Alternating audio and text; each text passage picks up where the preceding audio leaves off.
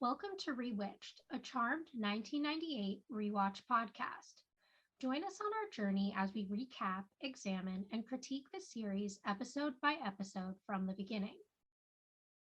We'll be keeping our podcast spoiler free, so we welcome fans, new and old, to join us in watching and reflecting on one of our favorite shows.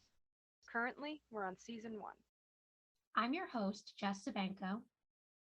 and I'm your host, Mia Savenko. Now let's get into this week's episode.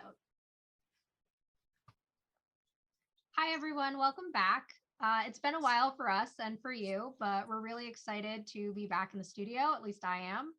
This week, we're going to be talking about season 1, episode 11, Feats of Clay. It originally aired on January 20th, 1999, and had 5.96 million viewers. Today, we're going to be recording 3 episodes. So if things get a little crazy, that's on us, but hopefully everything will turn out awesome. We're also joined today by a very special guest host, our sister Caitlin. It's great to be here, guys. I love it. I love it. So yeah, that's all I have to say. Mia, is there anything you want to say about kind of the return to the podcast before we get started? I mean, I'm just really glad to be back and recording again. I'm excited to talk about these next 3 episodes and be with you guys and have Caitlin joining us. Yeah, me too. Awesome. So do you want to get into that first scene then? Yeah. Okay, so the episode starts off in Cairo, Egypt, and the first scene, someone's breaking into a building and 3 guys walk in and they say that the owner's dead. And it looks kind of like a museum type, like a antique collection kind of building. And then one of the guys tells another one who's named Clay to keep watch while the other 2 go in and look for this vase. And the other 2 guys are keeping a secret from him. And they say that, oh, he'll probably believe that it was the curse that killed the old man. He was stung to death by a scorpion in the bathroom of an airplane, which I guess is, how does that happen? So the 2 guys, they go grab the urn, and the back side of it glows around this symbol that's on it, and it's a symbol of this Egyptian woman, but they don't notice it. And then Clay runs into the room and tells them that a car is coming, so they run out and try to separate and hide when security arrives. And they give the urn to Clay before they leave, and the guardian of the urn, which was the symbol of the woman, like glows and appears in front of one of the other guys, who's Wesley. She touches a spider ring that's on her finger and puts it to his chest, and a spider appears on him, and she says, "You're being punished for your greed." And while the third guy sits behind like a tree or something and it was like watches this whole thing happen while Wesley gets killed, and then he runs away as the woman looks at him and says, "As will your friends." Yeah. So my thoughts on this scene, basically, the first thing I'll comment on is, so this is clearly set in Egypt, right? This woman is the guardian of this like kind of ancient Egyptian artifact. Why is she a white woman? Yeah, that I didn't get that either. It didn't really make any sense. I know, I was confused about that too. But they had her dressed up like this Egyptian goddess. I feel like if that were to happen like nowadays, like Charmed would probably get canceled, for like not having the right, Yeah, like she should have been either like an African woman or like a Middle Eastern woman. Like there was no reason for her to be white. And they couldn't find somebody, or did they not even try? Like they probably didn't even try. It was 1999. Yeah. They were just like, you know what? She has dark hair. There you go. Perfect. Yeah. I mean, they loaded her in the makeup, so I guess they just, they did something. I don't know. But as far as, the general plot of the scene, I feel like we're really just setting up what's going to be the story for the episode. The curse is introduced. We meet the guardian, and we kind of meet these 3 guys, 2 of whom will continue to appear throughout the episode. Yeah. So then after this, we get a title card that tells us we're in San Francisco, and it's 3 days later. Then we're at the manor. and we see Phoebe and Piper walking down the stairs, and they're in the middle of a conversation. And Piper says, New York, Clay, you said you never wanted to see him again. And Phoebe's like, ancient history. Piper's like, it's been 6 months. Phoebe's like, 5. Prue is already downstairs. She's confused about the conversation they're having and trying to kind of join in. But they just keep on going. And Phoebe says, he's just stopping by on his way home. It's no big deal. He was traveling or something. And that's when, Piper's kind of explaining to Prue who Clay is, that it's her ex who's a musician. You know this. And Prue's like, no, I don't. They talk a little bit about different jobs that Phoebe had while she was living in New York that Prue also didn't know about. So it becomes very clear that, I mean, we knew that Prue and Phoebe were in a fight. Well, Phoebe was gone, but it becomes very clear that Prue knew absolutely nothing that was going on with Phoebe's life while she was away. So then, Phoebe's still kind of like a little frazzled. The doorbell rings, it's Clay, and she's kind of like still kind of going on the whole we're just friends, that's all. And then she's like, oh, do I have lipstick on my teeth? And to like tease her, Piper's like, yes. And, then they're all laughing. Phoebe goes over and answers the door. And the way her and Clay are looking at each other when they like see each other again, it's very clear that they are not just friends. Yeah. But they hug, and while they're having this hug, she gets a premonition of the two of them in bed together. So, definitely not just friends. Yeah. Clearly. Well, I mean, maybe that is just friends to some people. Personal attacks. I was just gonna say, I wish somebody would look at me the way that Clay was looking at Phoebe. Like, are you kidding me? That was so cute. I know. I feel like that's just a movie thing, though. Like, I feel like that never actually happens. Yeah, it's not Yeah. very real life, but there's a lot of things in the show that's just not very realistic. I feel like in the scene you can really see like the distance that happened between Phoebe and Prue since they've gotten back together. Like clearly they weren't even like friends at all. Like they were just sisters because they had to be, because she knows nothing about her New York life or anything. And then also like even before Phoebe gets that premonition, you can tell that like she's down to like be with Clay, like not like be with him like date him, but like she's down to like see him and like let sparks fly, and it's very obvious. Yeah, that she's still super into him. And even later in the scene or in the episode, we obviously see more of that. So Yeah. And I'll also just add in, so, we were originally supposed to record this episode almost 3 months ago now. And I watched the episode then, and I obviously rewatched it again with you guys when I was taking notes. And then when I watched it with you guys yesterday. But I'll just say that when I watched it 3 months ago, I was like very like captivated by like the romance of this episode and the way they kind of play on how Clay is acting. But after watching it a second and then a third time, like I'm just like, it's not realistic. It's not realistic. Yeah. But it's like, it's very, very romantic. And that's what I really like about this episode. And that's something I'm going to be focusing on as I talk about kind of the development of Phoebe and Clay's relationship throughout the episode. yeah, there's a lot of like corny romantic things that go on throughout the episode, but it generally like it's really cute, Yeah. And it's also very relatable, like seeing a guy that you used to date and who used to be very bad for you and seeing him again, like that happens to pretty much every girl on this planet. Yeah. So Yeah. And it really plays into that fantasy of like the idea that like someone who came into your life kind of like right person wrong time type of idea, Yeah. and how like they will change and then one day you could be together, which may or may not be true in real life. But it's something that I think is really, it's something I'm drawn to in stories. And I like even like things I write, because like as the fans know and you guys know, like I am a writer, so that's something I play with a lot in my own writing. So like seeing it in the show is something I really enjoy too. Yeah, me too. I'm a sucker for like the Exes for who are still like low key yeah, loving each other. like Yeah. I'm like a sucker for the passionate romances in movies. Like I'm all about the whole corniness of it all. Like I am obsessed with it. Yeah, I like a lot of that stuff too.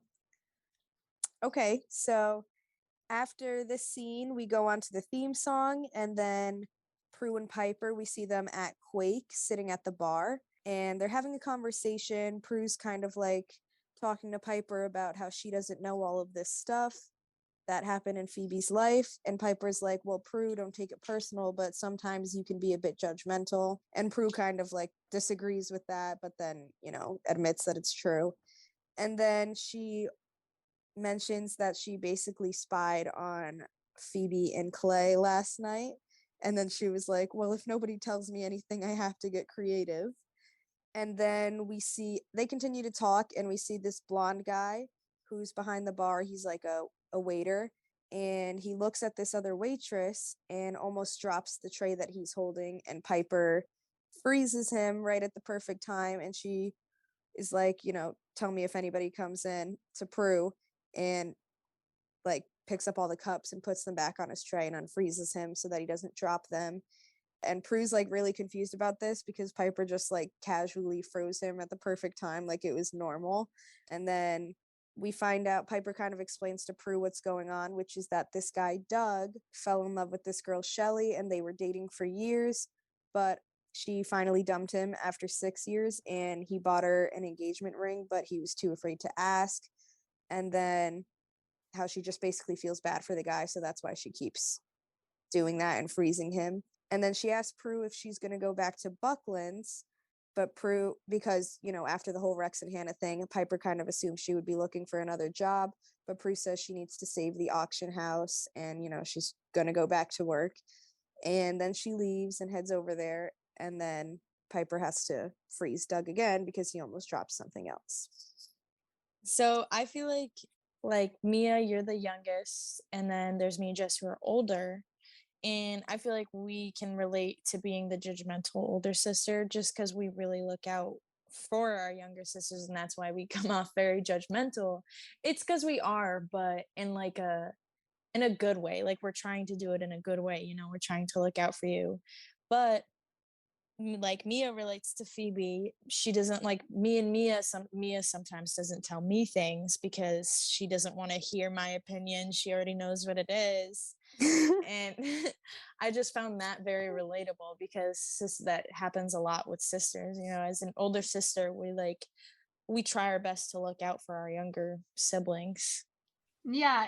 And Caitlin, it's really funny you say that because like me and Mia have said multiple times throughout the show that like she's Phoebe and like I'm Piper. So I guess like that makes you Prue. Yeah. Like Yeah. I'm a very like I do relate to Prue a lot where I'm like try to be more realistic about things and like try my best to be logical. But like and I'm a very non-judgmental person, I'm very open-minded, but when it comes to like my sisters and my family, I'm like very protective. So that's why like Mia will see me as very like, I don't want to hear your opinion, like but I related to that a lot.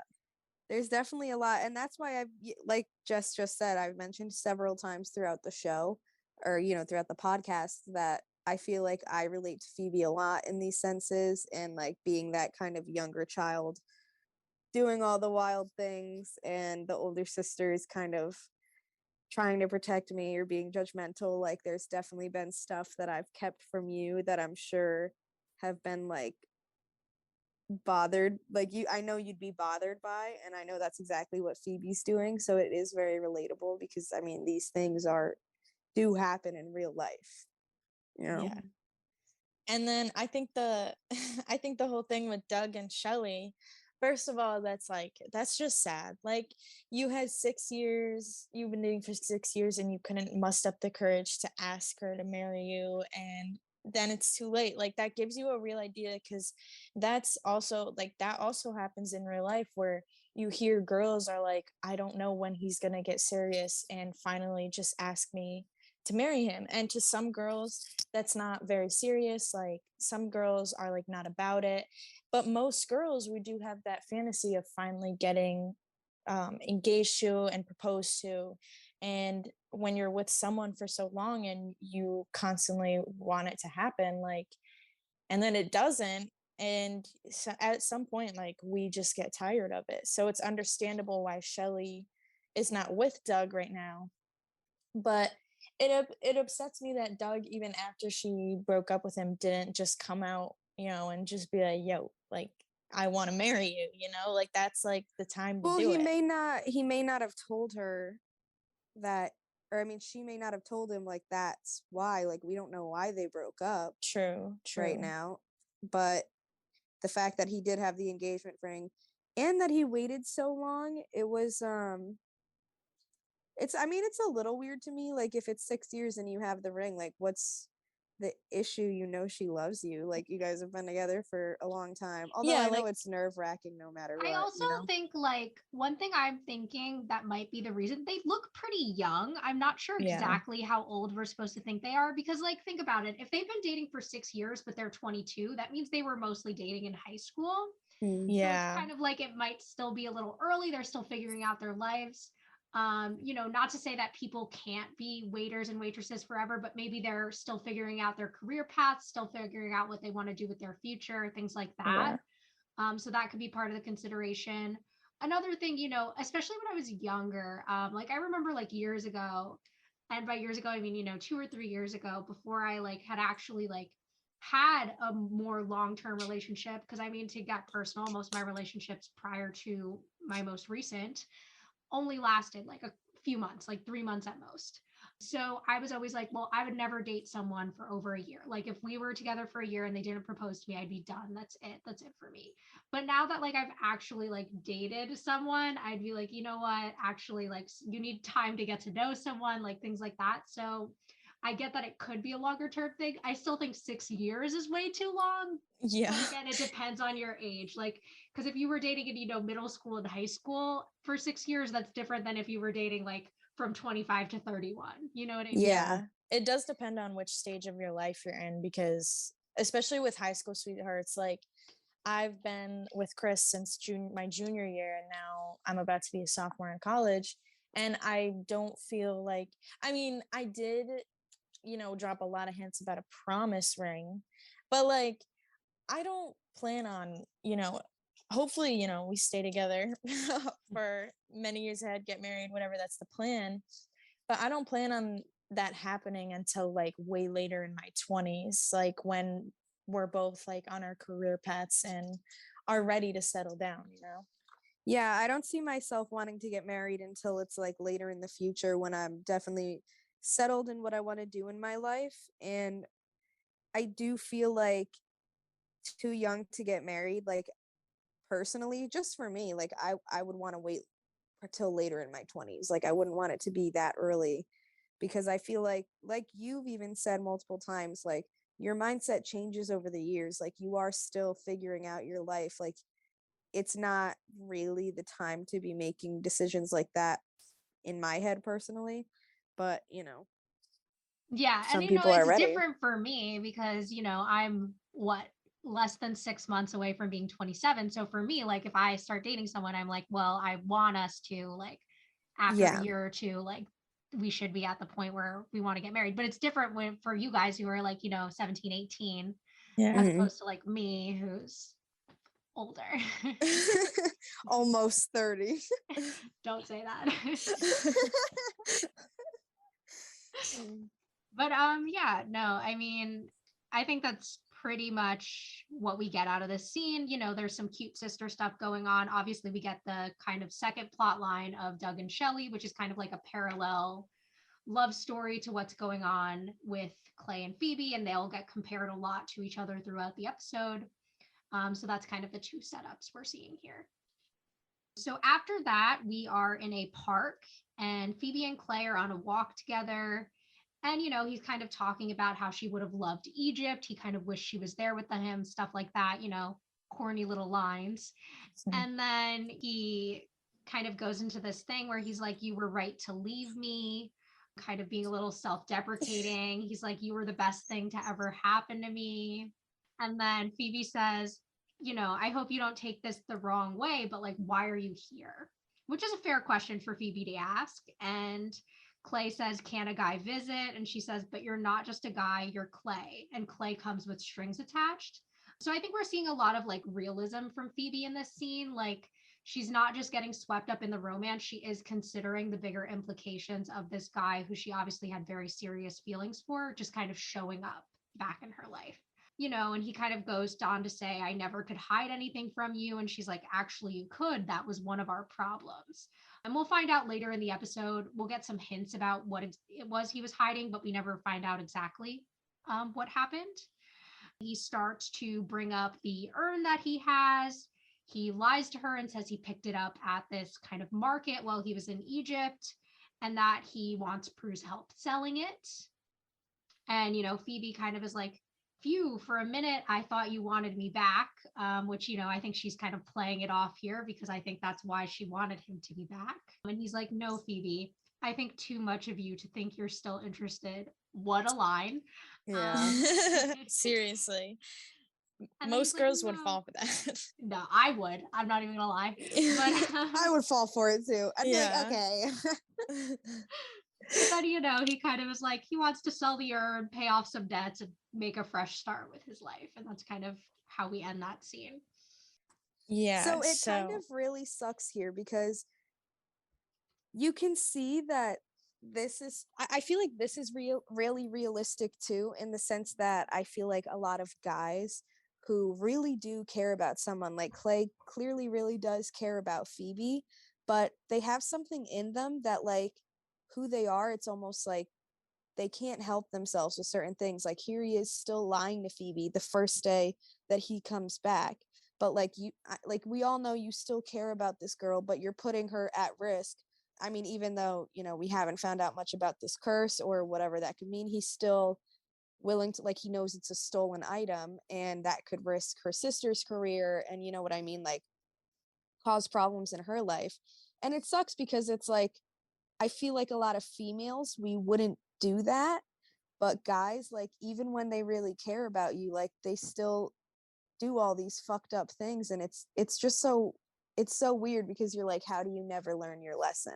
And I feel like that's a very realistic thing that's going on here, Yeah. And you can definitely tell that Phoebe's like trying really hard to like be logical and like not fall for his lines and stuff, even though he just keeps throwing them at her, like he just keeps saying all this stuff and like acting like this great guy who's changed. And you can kind of tell that he wants to be a better person for her, but I'm guessing like most guys just feel like they can't, or something. Like Mia said, it's something about guys where they just don't learn their lesson.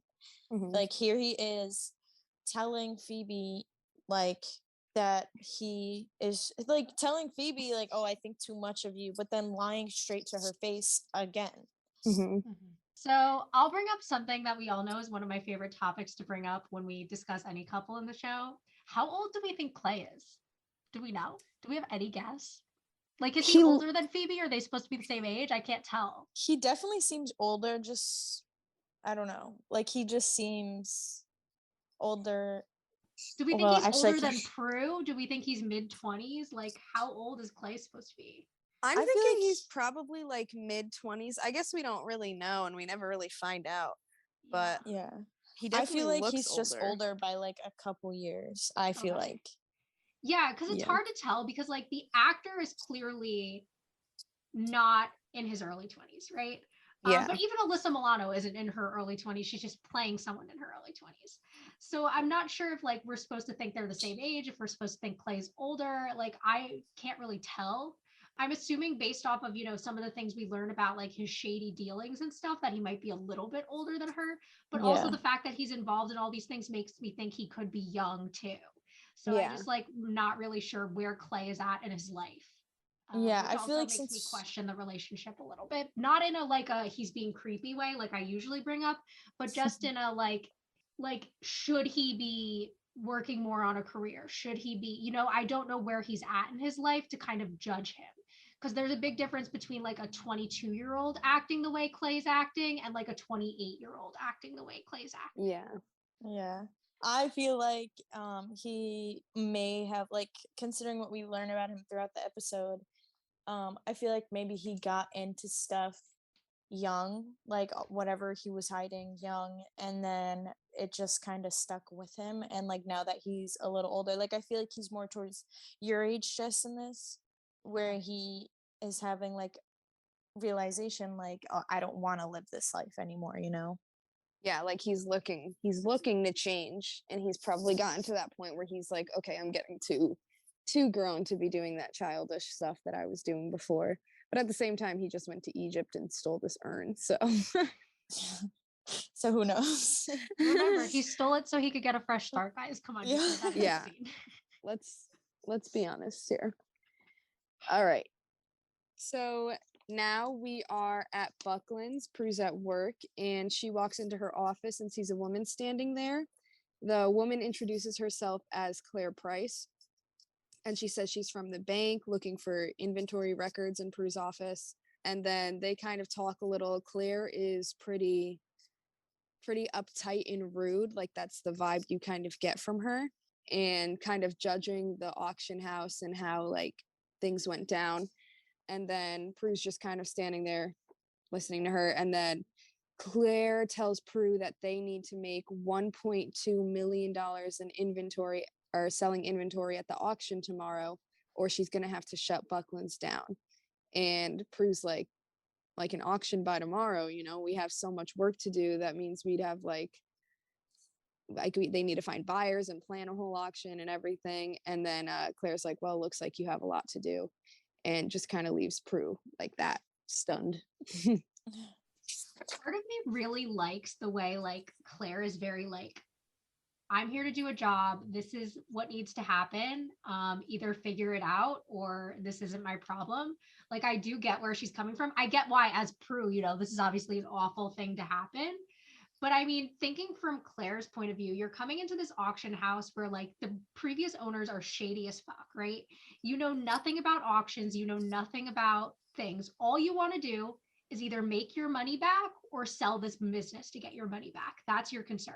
Yeah. It doesn't matter to you. I mean, obviously, it would suck that people are going to lose their jobs if the auction house closes, but like, that's not really Claire's problem, right? She's there to fix a financial mess that Rex and Hannah created. So I understand her perspective, even though obviously for Prue, this is going to make everything she has to do for this auction crazy. That's true. I guess I never really thought about it from Claire's perspective. And like from the bank's perspective, these people who lost their money and kind of got screwed over by Rex and Hannah as well.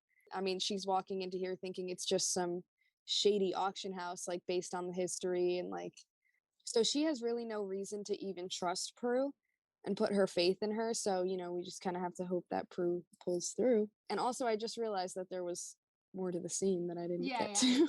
So you go into that second half of the scene if you want. So as Claire is walking out, Phoebe and Clay walk in together and kind of see Claire and is like, whoa, like this lady's scary, who the hell's that? And then Phoebe comes and is basically like, Prue, I have, can I ask a favor? And gives Prue the urn and says that Clay picked up this urn from Egypt and that he wants to sell it. And Prue is kind of suspicious of where the urn came from and everything. Like you could tell thinks Clay's a little fishy and doesn't really trust him. And then Phoebe kind of asks her to fast track the process of selling this item to get rid of it as quick as possible. And Prue is kind of like, I can't do that. I don't want to risk the reputation of this auction house when it's already so close to going under. And then Phoebe's like, oh, I'll cook you dinner. And she was like, oh, don't threaten me. And then he's like, fine, I'll see what I can do. And Clay thanks her. And then Prue and Phoebe hug. And Phoebe and Clay head out while Prue's like kind of looking at the urn. So that was just, how the scene ended.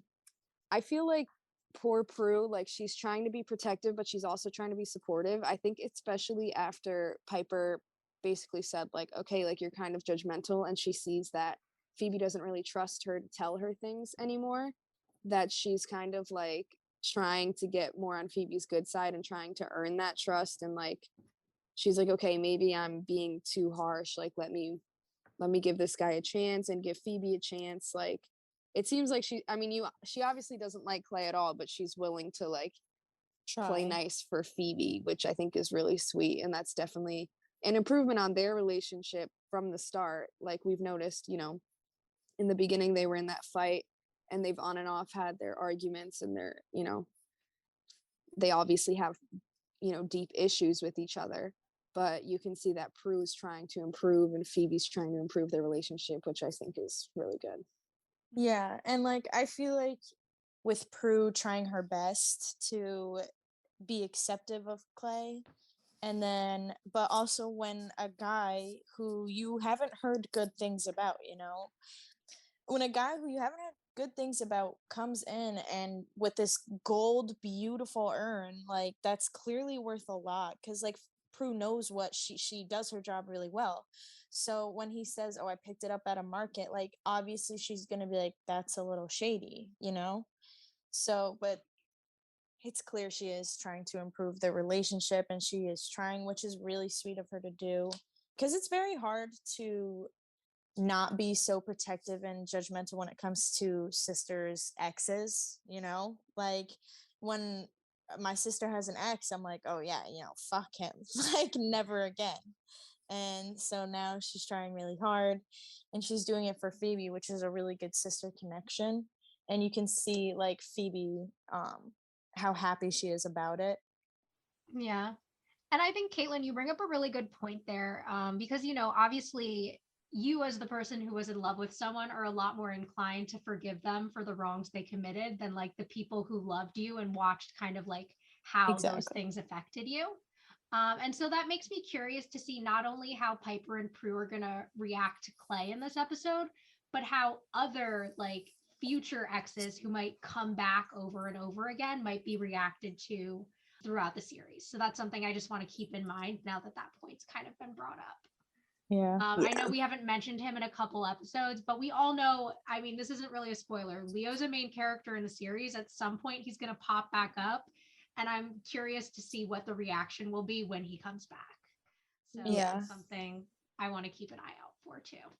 I wanted to agree with your point on Claire and like how you admire her for doing her job. Like, I feel like a girl, if you have a job where you work for a bank and you have to, go to these places and see if it's worth saving and stuff, then you definitely have to be a little, like, you have to be a little cold hearted, because some of these places, they have deep stories behind them. Like, say you went to like a family restaurant that's going under, and they have like rooted stories with that place. Like, you have to, with that job that Claire has, you have to be able to strictly think logical and with the books and not put your feelings into it, which is why it's good that she's clearly very good at her job, since she acts very stern and reserved, and we got to do this or it's done. Mm-hmm. I feel like at the same time, though, there is no reason to be. I mean, yeah, all of that, but it seems like she's a very. I mean, she's got to be She taken gives off. seriously for She her gives off job. these like overconfident vibes, like almost cocky, almost like narcissistic, or like the kind of person who feels like because of the power they have, like, they're better than everyone. That's the Yeah. vibe I kind of got when Clay and Phoebe walked in and they almost ran right into each other. And Claire, like, instead of like, oh, sorry, and sliding out of the way like a normal human being, she stands there and like stares at her with like this serious look until Phoebe moves out of the way for her, which is like, Yeah. okay, that's I not also necessary. wonder if like that kind of comes from where Claire's at. So like we think of the setting of the show, right? This is 1999, so we're still kind of developing that like women being able to be powerful in the workplace. I'm guessing that Claire is probably supposed to be in her 40s. So that means she was kind of coming up in her working life in the early 80s when it was still very much more male dominated than it was in the time period we're watching, and so much more male dominated than it is today. So she probably had to like go in and be like so strict, so tough, so perfect to get to the point she's at in her career.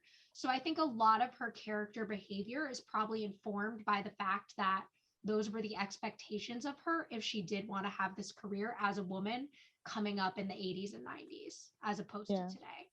That's true. Thinking about her age and like the history, that would make a lot of sense as to why she is the way she is. And I'm sure she had a lot of people that like, you know, like, oh, she's a chick, like, I don't know if we can this and that, because it was not really that common before. So she kind of had to work really hard to get where she's at, I'm sure. And also I am really glad that they made, you know, the boss or the new boss or the new person to come in and take charge a woman, as opposed to like before when it was Rex. And it kind of says something about how, you know, Rex before was this horrible guy. And even Prue, our favorite guy, what's his name? Oh God, Roger. Roger. Roger, like even then, like her past two bosses, they're males and have been, you know, creepy, scary, and, you know, just not great bosses. Like, but then Claire comes in and you can tell that she's very strict and professional and stern, and she's a woman like taking charge, which I kind of like that they didn't make it another guy, you know. So then we're outside of Buckland's, and Phoebe and Clay have just left from their meeting with Prue, and they're walking outside, and Phoebe's kind of reassuring Clay that Prue's going to get him a good price for the urn. And, you know, Clay's kind of like, well, it would be nice if she liked me just a little bit.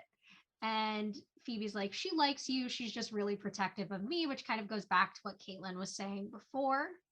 And then Clay kind of makes this like cheesy joke where he's like, I remember when that was my job. Like, shut the fuck up, but okay. And then she's like, yeah, then I quit you. And I was like, haha, good. They're laughing. I'm laughing. It was cute. And then that's when the other guy who was in Cairo, the one that didn't get killed, shows up. Obviously not The one that got killed. So we find out his name is Palmer because he kind of like introduces himself, whatever. And he's acting like very sketchy and talking about the urn, and like Clay's trying to play it off like, oh yeah, we met at the market, like whatever. And then, you know, after a few minutes of it being super awkward, that guy leaves. And as he's leaving, Phoebe's like, ew, creepy guy. And I'm like, true. Yeah. I I feel don't like know. he didn't have to approach them like that. Like, there's no way for, I don't know how exactly to describe it. The way he walks up so creepy and sketchy, like head down kind of, and he's like, yeah, yeah. So like, you gonna sell it? What's going on with the urn? Like all so creepy, barely introduces himself. And like when Clay's like, oh yeah, I met him at the market. He's like, oh yeah, yeah, that the market, right, right. Like you could, I feel like it's not that hard to lie, you know? Like you could have just been like, hey Clay, what's up? Good to see you. Like, you know, how are things looking with that urn? You know, like could have been much more casual about it than that. Yeah, he literally seemed like a crackhead walking up Yeah. to them. Like that is so and if I was Phoebe in that situation, I would instantly pick up the vibe that that something's going on here, you know, like someone's lying or someone's being shady after how creepy that guy was acting. Like First of all of this of Clay talking about how he wants to clean up his act. So we obviously know that in the past he's done some bad things. Second of all, him wanting Prue to sell this urn so quickly. And third of all, like this guy coming up and like being mad suspicious and like shady and then like rushing about the urn and like oh get rid of it right in front of Phoebe. And like her immediate reaction isn't, oh God, like you did some like this is some sus shit with the urn. Instead, she's like, ooh, that guy's creepy. Like, yeah, and you I know, think like it's because Phoebe like wants to believe that she's in Clay will change, you she's know? like in denial, wants to believe that Clay will change. And it's like it's so I mean, I feel like I'd pick up on that and be like, red flag, red flag. But at the same time, like knowing how it is when you're really like in love with someone or have feelings for someone, the way you easily just like convince yourself nothing's wrong when it is, you know? Mhm. So I guess it kind of logical that she'd do that, or at least realistic. Yeah, I mean, like love is blind, you know, love is blinding, that whole thing. Like it's very easy to not see when like stuff you just don't want to see, you know? Like Yeah. cuz Phoebe's a smart girl, like she can put that stuff together in her head and she's just choosing not to, like because she just wants so badly for this to maybe work and like maybe Mhm. have a future with him again. like Clay was obviously such a big part of her life and was like very important to her. So, Yeah.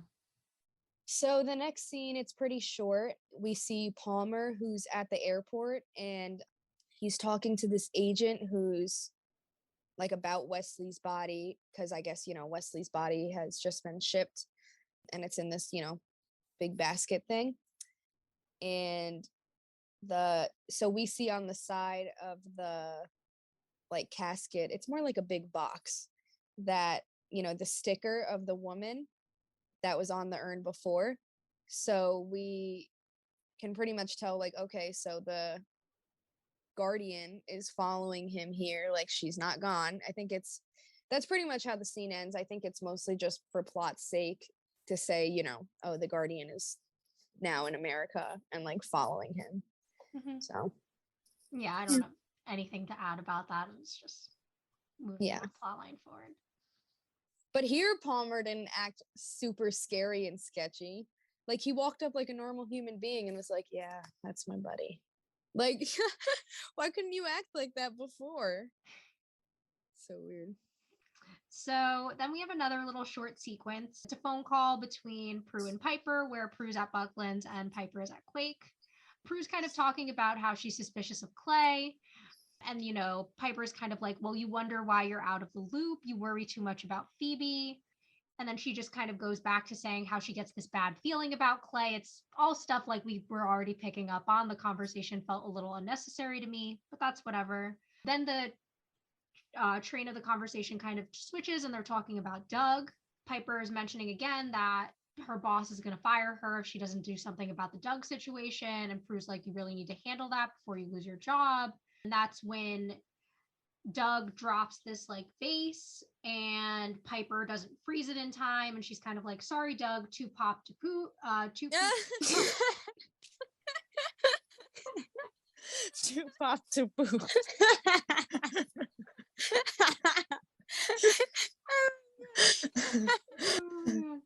Just like too pooped to pop. That's the end of that scene. Imagine saying that to somebody. I'm just too popped to poop. Maybe they have a rare stomach disease like me. No, I just Oh my god. That was good. Yeah, I feel like this is just kind of setting up more of the whole Doug and Shelly situation. And then, Piper's trying to figure something out for that. So I guess we'll see how that goes and how she goes about handling that. Prue, obviously, we see she's just still very concerned about Clay. Like, here she just pretty much is openly admitting it, even though the show showed us that very clearly. Other than that, I don't have too much to say about this scene. I like from this, like from Piper saying, oh, you worry too much about Phoebe and stuff. Like, I've been told I do that with Mia, that I worry too much about her. And it's like an instinct. Like, I can't help it. And then also, when our brother has been in a relationship, he's been through a few, and each time I can tell, like, I get a good sense of the thing, and I'll tell him, like, instantly, I'll be like, she's not it. And every time I'm right. So, like, I don't know if it's just a coincidence that I'm right, or if it's genuinely like a good feel. Like, I get a good sense of these things because they're my siblings and I'm looking out for them.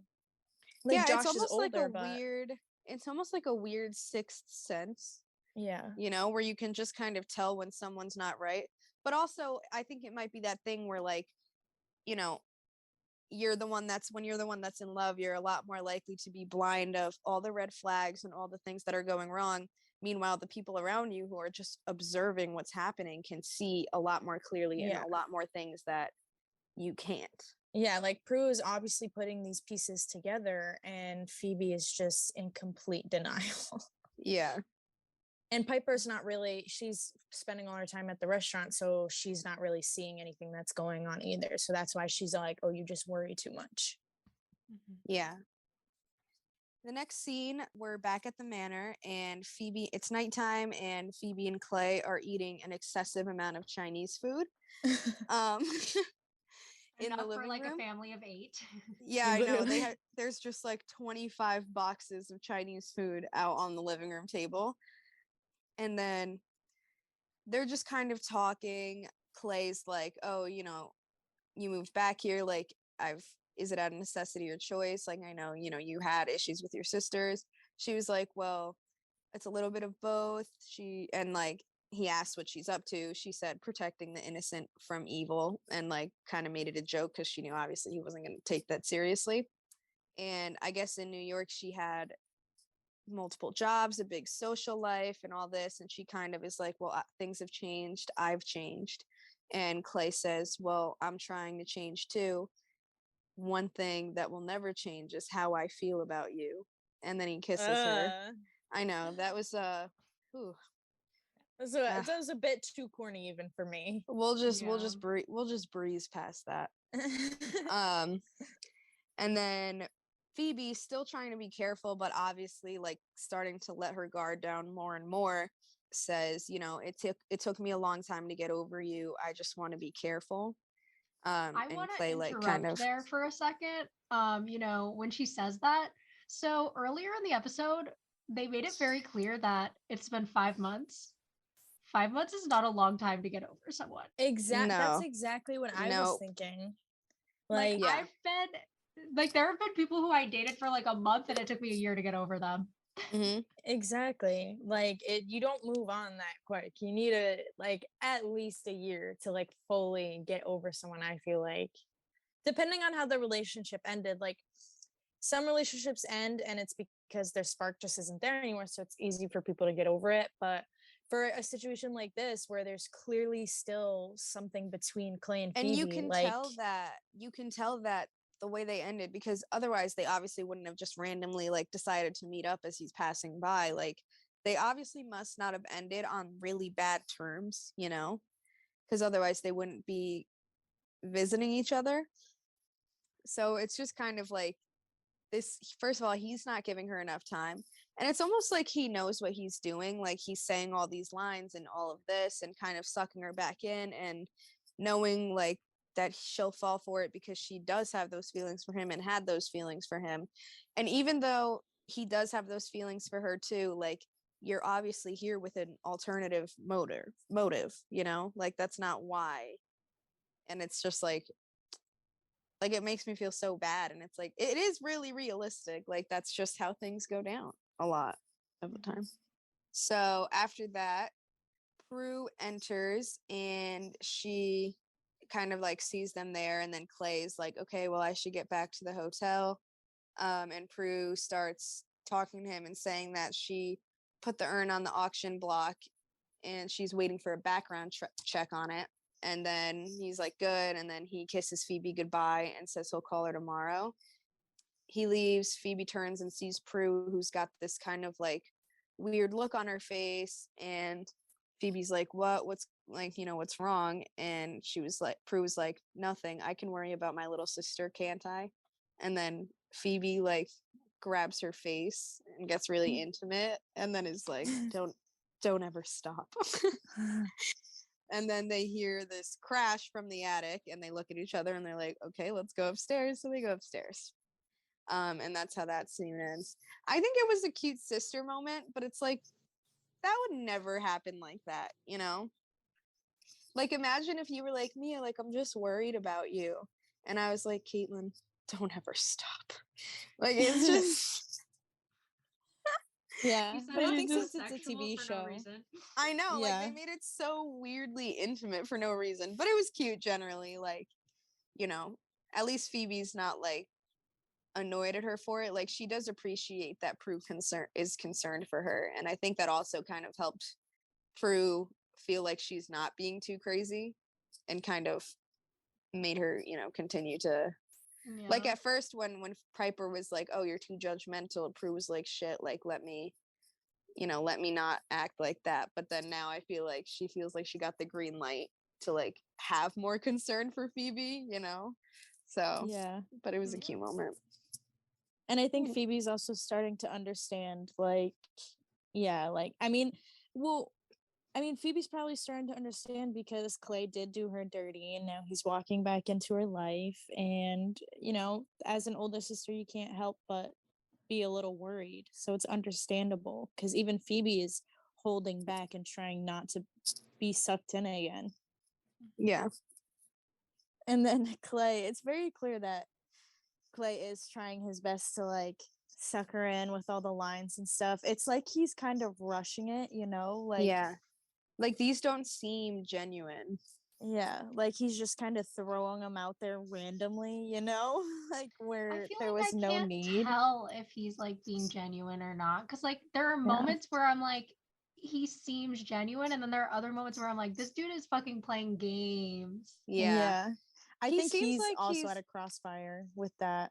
I think he doesn't really know what he wants for sure, or at least like it seems like he wants Phoebe, but he knows that it's not a good idea, but like he can't help himself.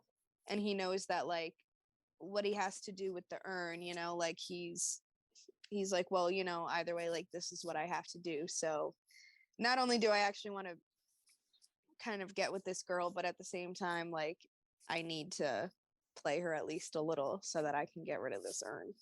Yeah. But I feel like Also, once she already got the favor from Prue, like what more reason do you have to be like playing Phoebe, yeah. Also, I thought it was weird that like Prue was like, "Yeah, I'm just waiting for a background check," and like Clay didn't get worried. Like, Yeah. obviously, that background check is gonna say it's stolen.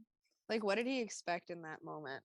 Yeah, like he totally like just brushed off. I don't think he realized that a background check is gonna show that, Yeah. because like obviously they're not gonna sell it until they do the background check because they need to have the knowledge for the buyers that are interested. So like why wouldn't it say stolen, Yeah. So at the end of that scene, we heard that loud crash from the attic. And so in the next scene, we're up in the attic and Piper is sitting in there. Prue and Phoebe come in and there's all this smoke around Piper. She's kind of like, nothing to see here. And they're kind of like, what are you doing? They see like the little like voodoo doll type thing that she has in the cauldron. And she's like, I put a charm on Doug, but she doubled the normal recipe. She's like, I just need Doug to stop dropping things so I can stop freezing things. I'm exhausted. And, Prue kind of goes on to say, well, maybe him and Shelly aren't meant to be. Not everyone is. And Phoebe like takes this as a personal attack. And she's like, oh, that was real subtle, Prue. And Piper kind of doesn't want to see this fight. And she's like, well, we'll never know unless Doug gets the courage to pop the question. And Phoebe's like super into this idea of like getting Doug and Shelly together. And, Prue's very like, not everybody is meant to be together. And by that, I very specifically mean Phoebe and Clay. Yeah. It's very obvious. She's just trying to, and that's where it starts comparing like the two couples in the show.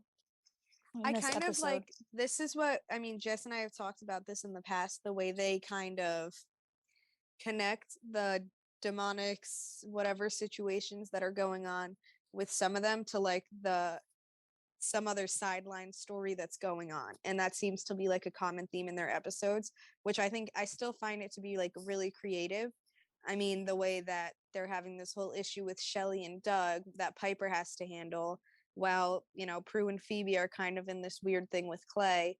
And then, like, here you see the connection when Prue's over here taking the side of, like, oh, no, don't bring them back together because that's how she feels about Clay. And Phoebe's taking the side of, like, yes, bring them together because that's how she feels about Clay, Like, yeah. So it's cool how they make that connection between the different storylines that go on in each episode. Yeah, I like that they connect it, and like they're learning their life lessons from both the demons and their whatever else is going on with Real sideline life story. yeah. Exactly. So now we are back at Buckland's and the auction is going on. And Prue's just kind of running around, kind of handling things that are going on with the auction. And then Claire walks up to her with these papers about the urn and I guess, the background check that came back. And she says, good news, it's worth a fortune, but bad news is And then Prue finishes her sentence and says it's stolen because she's looking at the papers, and obviously it says it's stolen on there. And then Claire kind of makes a crack about, oh, the auction's telling stolen goods. No wonder it's going under. And then Prue's trying to kind of save them and defend them and be like, this is so highly unusual, very embarrassing.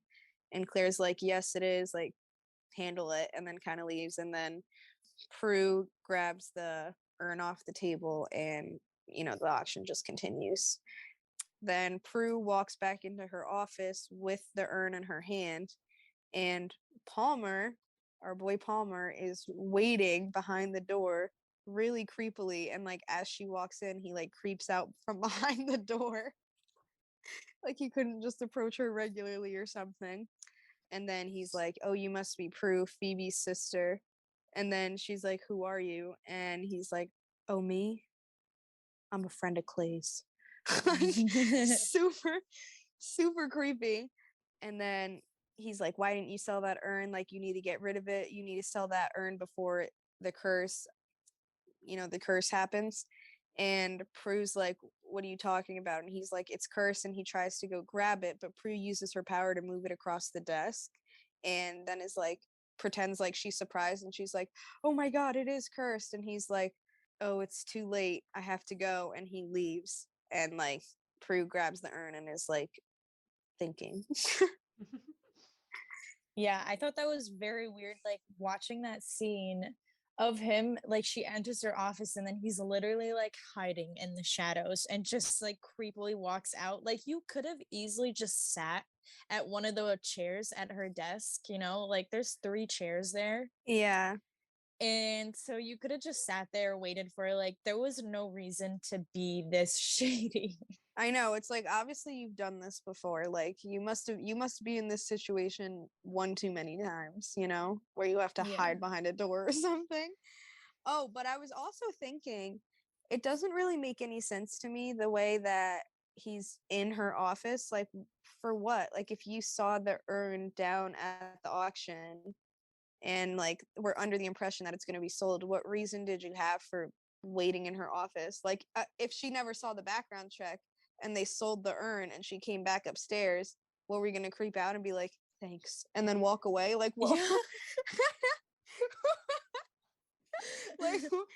was the point of that? What, it was he knew that she wasn't going to sell it or something, and saw her come back up and was like, why didn't you do that? Yeah. Why wasn't he in the auction room watching it? Yeah, so he could see if it was sold or not. It would have made much more sense for as she was leaving, for him to follow her out and be like, follow her, sell it, you know what I mean? As opposed to be waiting in her office like a fucking stalker. Yeah. With exactly. no reason. Yeah, and then obviously just him when he's being creepy in the first place, and then he's like, oh, I'm a friend of Clay's, and Prue's already on the fence with Clay. This just definitely, this had to have made her be like, okay, yeah, Clay's done.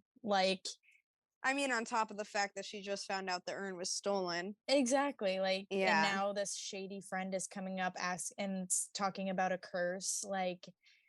Prue is okay, definitely, she's definitely not approval. She definitely doesn't approve of Clay. Yeah. There's no chance of that now. With valid reason, Yeah. So then from there, we're out on the street, and Piper and Phoebe are walking together, and they're kind of talking about this idea of whether you should give people second chances. They're both kind of in the spirit that you should, and talking about different circumstances and things. And Phoebe kind of says that she's afraid of getting hurt. And that's why she's a little iffy about whether or not to give Clay a second chance. Piper's kind of like, well, that premonition of yours was definitely the future. And Phoebe says, the problem is I keep thinking about the past. She talks about how when she moved to New York, she was angry and scared. And then she met Clay, and he was really good to her. And she kind of says, at a time where no one else is. And Piper's offended for a second. And then Phoebe's kind of like, you know what I mean? But the issue she had with Clay is that he was living beyond his means and never thought of the future, which, is what Prue and Piper thought of her previously. She says that Clay got involved with some bad people, and eventually she had to leave. Piper says, and now he's back, hoping to be the man you fell in love with originally. And Phoebe's kind of like, well, what if he's the one? And, they kind of have this moment where they're thinking, and Phoebe kind of goes into this thing about how they can't all live together and share clothes and share a cat when they're 60 years old. And it kind of turns into this joke where Piper's like, well, I don't want to live with you anymore. Like, you're right. We can't do Yeah. that. And it just kind of ends on a cute note. But yeah, that's that scene. So I kind of like the way they're talking about this idea of giving people second chances and kind of the different circumstances of that, but both of them believe in giving people second chances. And I feel like we see from Prue that she's never really felt that way and never really been that way with anyone, like as opposed to Piper and Phoebe, who are a lot more like, okay, let you in again and just see if it happens again. Prue is more like, no, you fucked up once, like I'm gonna make things really, really, really hard for you before I trust you again, like before I put that wall back down. Yeah. I think the Prue's one very exception to that rule for her, though, has been Andy. I think Yeah. she's always letting Yeah. Andy back in. Yeah, that's probably why like she was trying to be like that's probably another reason why she was trying to be more understanding with Phoebe and Clay at first, because she's been there with Andy. I mean, they were high school sweethearts, right? Mm-hmm. And Yeah. then they got back together and then they broke up again. And so now that her and Andy are broken up right now, it's especially hard for her to be like, oh yeah, like people can have a second chance and stuff, like she's also going through it in her own relationship. And then you also see like I think it's cute how Phoebe's she is talking logically where she's like, what if he's the one? Do you believe in giving people second chances? And then she said, oh, I keep thinking about the past, like, and it's hard not to, like, it's very hard to get over things of the past, but you can see why Phoebe fell in love with Clay because how old was she when she moved to New York? 21, I think. Yeah. 2021. So that's pretty young to be going out on to a how far is New York from California, like I mean, it's she completely just other side of the country, right? yeah, so it's like very scary and she's there all alone and she has to figure it all out by herself, and then she finds this guy who just helps her with everything, like how can you not fall for something like that? So she knows that Clay is truly deep down like a very good guy, but he just kept getting into more and more, he just And kept getting deeper with his issues. I think that's a big problem that, in the real world, all of us face with when it comes to love. Because when things happen like that, you're very like, oh, it sucks because I know he's doing all these bad things, but like, I know the person that he can be. I know the good that's inside of this guy, or this girl, that were the other way around. Like, you could see that there is good in that person and you've seen different sides of them than other people have, and it makes it easier for you to give them that chance. Yeah. Okay, so now we are at Quake and Doug is behind the bar. Ladies are like surrounding him, cheering for him, music's playing. He's so like that guy right now. And Phoebe and Piper walk into this and like see this and they're like, oh my God, like, what have I done? And Phoebe's like, I thought your charm was supposed to boost his confidence, not turn him into Tom Cruise. And then Piper kind of walks up to him and she's like, well, maybe I shouldn't have doubled the recipe, and asks him how he's feeling. And he's like, oh, I feel great, and blows off Shelly as she's coming by. And then Piper's like, well, what about Shelly? And he's like, who cares about her when I've got Thursday, Friday, and Saturday all lined up in one? Ew. And then he turns and like tries to hit on Phoebe, and then Piper shuts that shit down and tells him that she's off limits. And then he walks away or something, and she's like, oh God, like I've turned Doug into a monster. And Phoebe leaves to go get Clay while Piper's just kind of there like, oh my God, what have I done? Yeah. I feel I like, th- okay, this is gonna be kind of fucked up to say, but I'll be the one to say it. This is what happens when you boost a guy's ego too much. Like you take a guy who was like a loser and you make him feel good about himself, and then he starts acting like you're the shitty one. He could do so much better than you, like Yeah. all this stuff. yeah, once because that happens with like you see a lot of girls saying that where they're like, this man was not at all like let me rephrase. Like people made fun of me for liking you. Then we Yes. got together, you became more cool, you became more confident with yourself, and now you treat me like I'm the undesirable Yeah. one here. As soon Yes. as their ego is boosted and they're like, oh shit, like I just I got this really hot girl, maybe I can get more, you know? Yeah. And it's I don't know why, I don't know what their thinking is And it's with like, no, like because you got really lucky. Like, you're so yeah, lucky that you're with me right now. What are you doing? Like, get a yeah, hold of yourself. literally like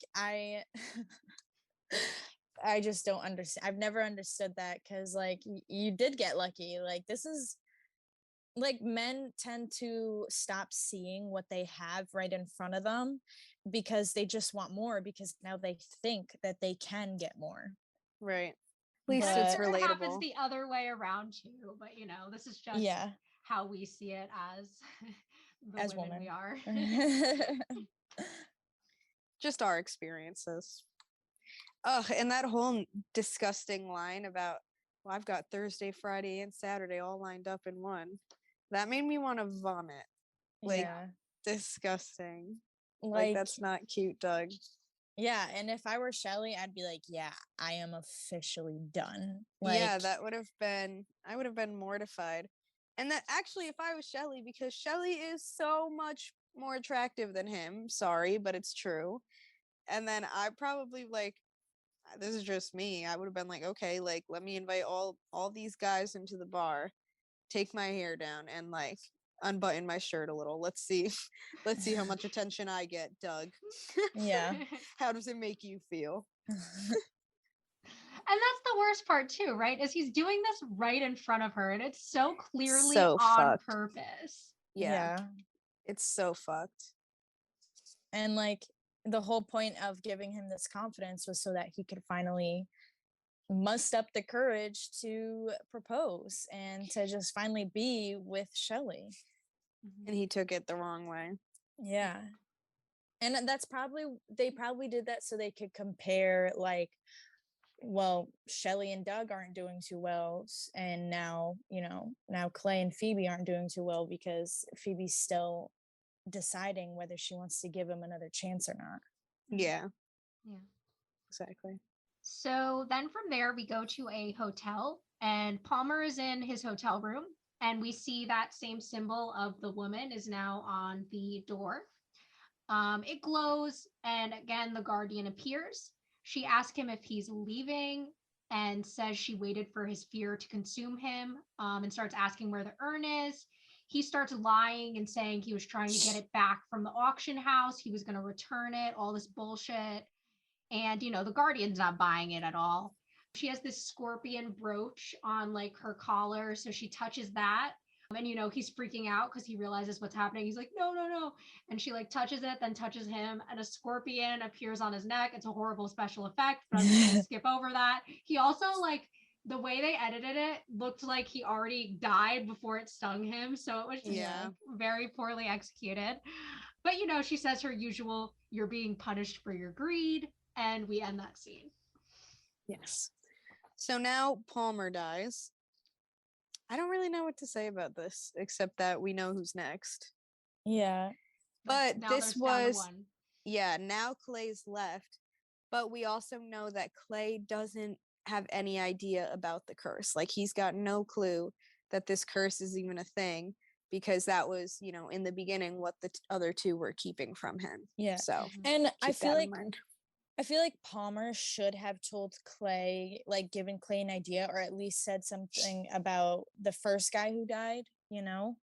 Like he should have warned Clay at this point, but because he's being selfish and is just trying to get rid of it as fast as he can, like he clearly doesn't realize that even if they were to sell the urn, like the guardian is still going to kill them no matter what.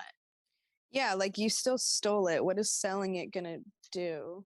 Yeah, and now you're dead, and now Clay has no idea like that any of this is happening, so he's just left in the dark. Yeah. So now we are back at the manor in Phoebe's room, and Phoebe is, picking out dresses in her closet and then asking Clay's opinions, and they're talking about, their plans to see this band, I think, at Quake, and flirting. And he's basically just like, I miss this, the day to day of us. And Phoebe's like, yeah, so do I. And then she's like, okay, well, I'm going to change now. Like, get out. And he's like, well, we did live together, which, like, if I'm telling you I don't want to change in front of you, like, you're being super weird by saying something like that, but okay. And she's like, yeah, but things have changed. And she sits next to him and she starts talking about how things are different, and how she basically just like trying to take things slow, but then he just like starts kissing her neck and like nonstop, and she's like, okay, stop, and like he stops, and then she's like, all right, go, and like lets him kiss her neck again, and then she's still like, I can't do this, what am I doing? And then she turns to him and she's like, this isn't fair, I love it when you, and then he kisses her and cuts her off, and then they fall back on the bed, and we know that a little bit of nasty is going to happen. um and then and then downstairs, Piper's on a chair reading the Book of Shadows when Prue walks into the house and is like, where's Phoebe? And then Piper says upstairs, and then Prue just takes off, like doesn't even listen to the rest of Piper's sentence. And Piper's like, well, you might want to knock. And then back upstairs in Phoebe's room, Prue bursts in and she's like, we need to talk. And then she walks in and sees Phoebe and Clay like naked on the bed together. And then Phoebe's like, yes, we do, all angrily because she just walked in on her. Yeah, so Clay is clearly trying to rush things too much. And like he knows it's working because usually when a girl is like, okay, stop, the guy will like, a guy will usually freak out and be like, oh my God, are you okay? Like, I'm sorry, like I didn't mean to push it. And he just like sat there so comfortably because he knew, like, it's like he knew she was going to be like, you know what, fuck it, let's just have sex, I And feel like like I don't know what normally, guys you're hanging out with, but I feel like this is exactly how yeah, guys this be is acting. exact. Like I it'll know. be I like, was oh, about I'm to not say. sure about this, and they'll just be like, no, like let's no, yeah, but like out. Like, if I was you about to tell say that hasn't been my experience at all, Caitlin. So I don't know what you're talking about. like if you tell a guy to stop, like usually the guy's like, what am I doing wrong? Like they make it about themselves. And like he just stood there confidently and quietly, and Okay, like well, that is not what you said at first. At first, you were like, they'd be like, "Oh, okay, I'm so sorry, I'm so sorry." Like that's never happened to me before. well, then I don't know what kind of men you guys are hanging out with because that has happened to me where the guy's like, I'm sorry, I didn't mean to make you uncomfortable. Like, and Well, that's how it should be. but it's more like, I feel like in the experience, it's usually more like, oh, it's okay, we can take it slow, but then they just keep trying until you Yeah. say yes. Yeah, honestly, that has happened to me a lot more than guys being like, I'm sorry. Like, Yeah. now looking back, it's definitely more of like putting pressure on the girl to have sex rather than, They're you more know, like no, no, no, like, because they oh, you're want to right, we like shouldn't. pressure without seeming like they're yeah, pressuring, and it's only like if it They want to actually make doesn't happen that they'll apologize. That's what I've Yeah. noticed. They yeah, kind of want to make it you guys seem are like right. their choice, but like not forced. Yeah. But like at the same time, like they're really pressuring you into doing it. But then they'll be like, no, we don't have to. And then like kind of make you feel like it was more of your choice as opposed to them like pretty much hounding you for it, Yeah. Yeah, just scratch all I said before Yeah, then. which isn't 100% what he's doing. Like I won't say that Clay is like No.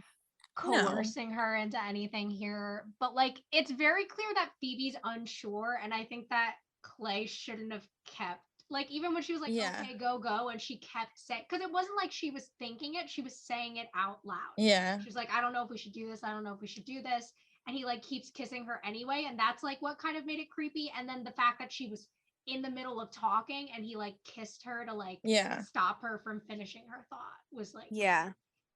Which, I mean, it was like generally cute because like they both knew that that's what they wanted. But at the Yeah. same time, he should have had a little more respect for how she feels and how he's treated her. Like, how are you going to sit here in the beginning and say, you know, oh no, I think too much of you to think there's still a chance. And then now you're like sitting there and she's like still unsure and you're over here like I'm let me just going just to make my make move out with anyways. you. Like, Yeah. Yeah. Like, I don't know. I just feel like they definitely have not had enough talks and like enough deep conversation to like get into all this. But like Phoebe and Clay are so similar where they're both very in the moment people, you know? So he knows it's going to work and she's like she like Phoebe definitely knew this was going to happen obviously because she had the premonition and she was trying her best to stop it like so that she could be logical, but at some point her feelings just take over and she does what she really wants to do, you know.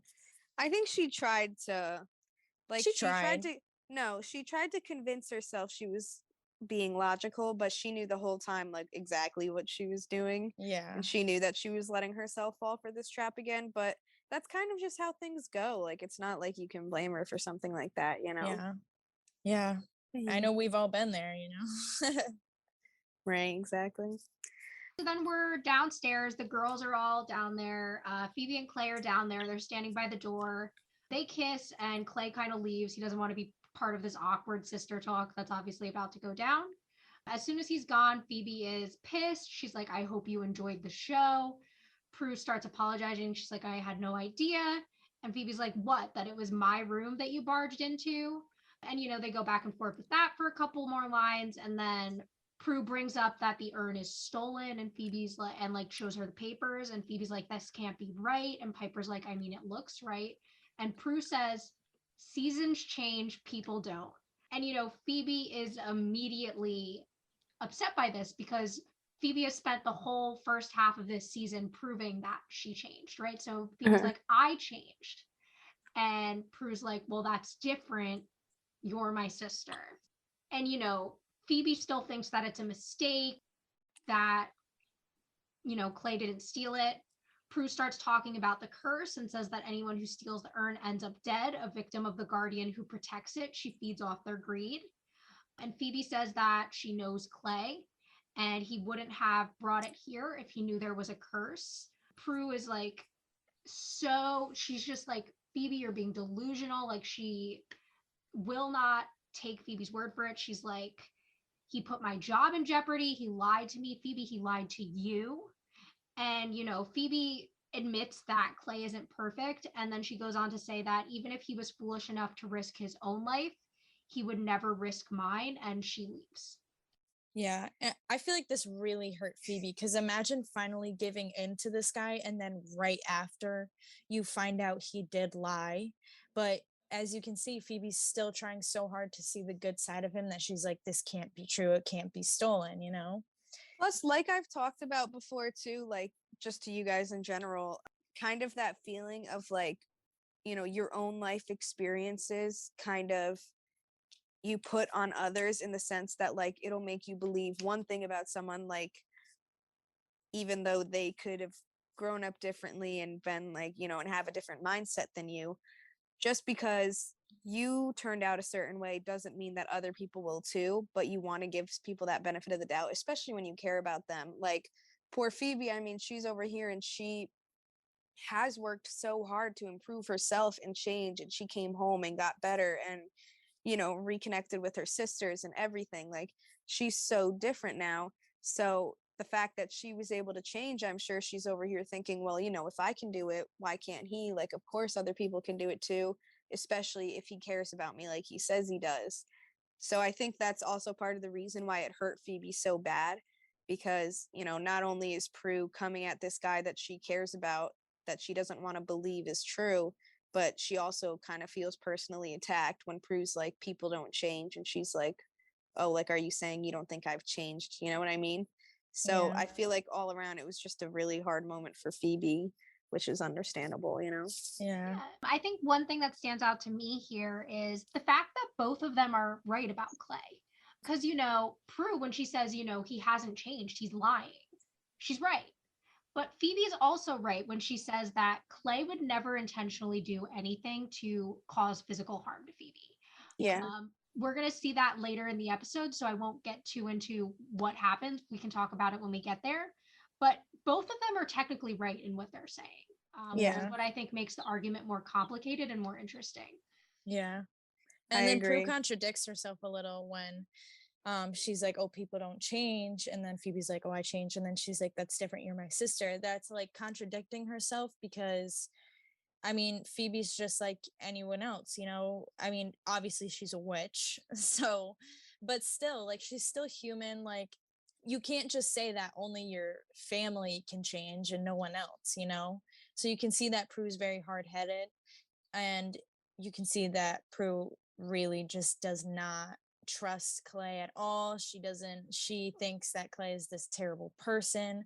And obviously, if I was Prue and this was happening to me, like, I have no background info on this guy other than that he hurt my sister, and now he's back, and now he gave me an urn that's stolen, and now there's a curse. Like, from Prue's perspective, it's very, like, it's just clear to see why she's being so like, Phoebe, you're being stupid. Like, how do you not see this kind of thing? Yeah. But Prue she also doesn't know Clay himself either. So that's, like Jess said, they're both right in the argument. Right. All right. So now we are back at the hotel, and Andy is at the crime scene like he always is. Just And always happens to be him. yeah. The I only know. cop in San Francisco. Where's Daryl? Yeah, I wonder. know, right? And then the coroner is kind of talking to him, confused, and is like, if I didn't know any better, I'd say he was stung by a scorpion. And then they were like, well, a scorpion sting in San Francisco, like, that doesn't make sense. And then they're basically saying, like, you know, seeing if there were any other way, if there was a way he could have been moved here. And then, but the coroner's like, no, like, he was killed here.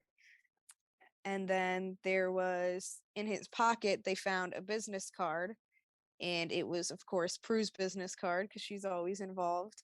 And then Andy's like, of course it's Prue. And he says he wants a report on the sting, and then he heads out. And as he's walking out into the hallway, he bumps into Clay, and like, they just pass by each other. And then Clay looks into the room and walks in and sees Palmer there dead, and is like, oh my God, Palmer. And, I guess it's just no problem to just walk into an active crime scene. But, whatever. So then we go to Buckland's, and the urn, is still sitting on Prue's desk. We see the Guardian's symbol appear back on the urn. Prue enters her office with Claire, who's, kind of going through amounts of money they made at the auction. She asks Prue about the urn, and Prue says she's about to call customs about the urn as soon as they finish up here. Claire says that, they finished the auction with $1.28 million, so the auction house will stay open. She tells Prue that she did a good job, and she leaves. As Claire's leaving, Andy comes in, and Prue kind of makes a joke and is like, here to arrest me again. And he's like, not this time, which, I don't find funny. I'm still mad at Andy. I'll put it out there. And then he, tells her about Palmer and notices the scorpion symbol on the urn and is like making comments about it. He's like, oh, well, you knew this dead guy. He had your card. And Prue plays it off well. Prue's actually good at lying, unlike Palmer. And she's like, we did just have an auction. I met a lot of people. He says he'll bring a photo by later, and Prue's kind of like, that's fine. And then Andy goes on to say, just because we're not dating anymore, I want you to know I still care about you. So if you're ever in a jam or if you ever need anything, just know you can always call me.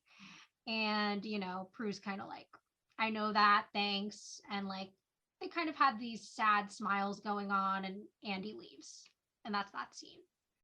Yeah, I think this shows a lot for Prue's character too, like, of how she is very reserved when it comes to her feelings. Like, she's not really about having those moments, because she's scared to get sucked in. So she's just like, I know that, thanks. Like, that's it. But like, Andy knows her so well that he knows, like, Prue does appreciate him saying that. But yeah, Andy's Andy should have never arrested her in the first place. So Yeah, he abused his power, so we're still angry at him. But yeah, I do feel like it shows more of Prue's character, which we've talked about this several times too. How she's strong and like, good at lying. And it shows more of their relationship together. Like Andy does still care about her and, she still cares about him. And it's funny because even though she's good at lying and can come up with things on the spot like that, Andy always can tell when she's lying. Like you can tell by his face and his reactions to like the things that she says when like that he can tell when she's telling the truth and when she's just not going to say anything to him, about like what actually happened. And he kind of just like at this point lets it slide because he knows that there's some things she just can't admit and that he'll never be able to get her to talk about. Yeah, yeah. and I think that's so true to relationships. Like, there are people in my life who, if I'm upset and I'm not talking about it, I think I'm sitting there, I'm just being chill, right? And they're like, "What's wrong?" I'm like, Yeah. Yeah. "Do you know something is wrong?" You know what I Yeah. mean? Like they just know. Yeah. I And mean, I when feel like somebody knows you, that Andy is starting happens. to realize, yeah. And I feel like Andy is starting to realize that Prue is involved. Yes, Prue is involved in all of these cases and stuff, but like she's on the good side of it. He's like starting to see that she's actually helping and not, so he's not asking as many questions, not grilling her as bad, but he's clearly curious of what's going on. But I mean, he knows that Prue is a good person and she's just helping. Yeah, and I think he's definitely starting to notice something. I think in the 3 episodes we're covering together, we'll see him making more and more of these small, like, is something supernatural going on type connections. And I think we see Yeah. that even in this episode when he's just looking at that scorpion mark on the urn, right? Yeah. So now we are back at the hotel and Clay is packing up and Phoebe knocks on the door and comes in and she's like, "You stole the urn, didn't you?" And he says yes, and she comes inside and then like she sees that stuff, him packing his stuff, and then she was like, "Were you planning on saying goodbye before you skip town?" And then he tells her that Palmer's dead and Wesley too. And then Phoebe just kind of like goes off and is like, "You're such a liar," and like just flipping out on him. And he's like, "Phoebe, I'm not lying." Like, and then she's like, "You knew the urn was cursed when you stole it, you knew the legend."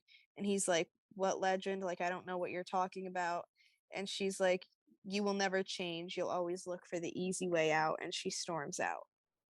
So here it's just kind of like she's kind of thinking more clearly and she's more hurt by him now in this moment. I mean, yeah, she was defending him to her sisters, but I feel like she still wanted to believe. And even now, she still wants to believe what he has to say, but like she knows that he still did lie to her and, use her. And so now she's just like not only hurt by her sisters, but hurt by the things that he did to her. So, Yeah, and it's just at this point, it's just way too hard for her to believe anything he says. Like when all she does is catch him in lies. yeah. Yeah, I mean, I don't have too much to add. I just agree with Yeah. what you guys said. Yeah. I mean, aside from the fact that like it does suck because this is like kind of like the boy who cried wolf kind of thing where even though Clay really has no clue about the curse, Phoebe has no reason to believe him and she doesn't, that he didn't know about the curse. So that, his own fault though. So then we go to Quake, and we can see that, the charm has been reversed because Doug shatters a glass at the bar. And of course, Shelly is behind him in the mirror. And, he turns to Piper and apologizes. That's when Phoebe comes over to join Piper and is like, "I see you reversed the spell." She whispers that she still has to fire Doug. She says, maybe Prue was right. Maybe they just don't belong together. Seems like the theme of the day. Phoebe says how, Clay used her to get to Prue, and she kind of sees that now. She's like, "Why didn't I see it coming? Am I a sucker for punishment?" And Piper is like, no, you see the good in people. That's never wrong. Besides, the wrong guys are usually the most interesting until you get your hopes up and let your guard down and they reveal their true selves. So true, Piper. You says it. I just said it too. Piper then says, they're just shitting on Doug. She's like, Doug's a boring guy. Like, Yeah. he's easy to overlook, but maybe that's the type of guy we should be with. And Phoebe's kind of like, maybe like way, way, way down the road. She's saying how she still wants adventure, and Piper says, then you risk paying the price. We hear a crash. Doug broke something again. Phoebe leaves, and that's that scene. Yeah. So here is just like Piper's very understanding. Like, of course, Phoebe, Piper's the sister that Phoebe went to after this whole like, okay, like I realized I fucked up. And it sucks because she feels so stupid in this moment for giving him this other chance, but I feel like that's, a pretty realistic thing too, and a normal thing that happens. And then, just a lot of them pretty much shitting on Doug and saying how they would never want something like that, but maybe they should go for it. Like, damn, like y'all ain't had it. He's over there like, what you say fuck me for? Yeah, I feel like this is a really realistic thing. I've seen a lot of people have conversations like this where the girl gets hurt and she's, like Phoebe's obviously really hurt because she really wanted Clay to change and she wanted to be the one that he changed for, and she tried and then failed, and that really does hurt. Like, it's like, what did I waste my time for, And it's really good that she had Piper there to comfort her, because it is true. She's just like seeing the good in people. And it's good to believe that people will change, because some people do, and you can find a lot more good in life. Like when you see the good in people, it's a lot easier Yeah. to understand and be there. So Piper knows. She understands. She sees it too. Yeah. And then and then poor Doug is just there.